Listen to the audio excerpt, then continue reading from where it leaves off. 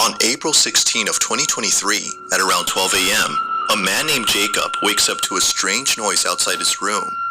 Trembling with fear, he gets out of bed and encounters something that leaves him extremely unnerved. Now, not too long ago, I featured a video from Jacob, who you may remember as the man who inherited an old house and a creepy clown doll that both belonged to his grandmother.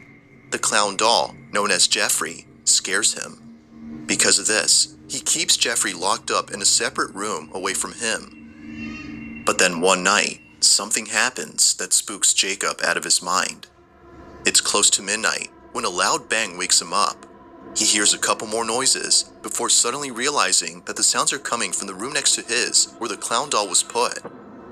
What happens next scares the living daylights out of him. Take a look. I just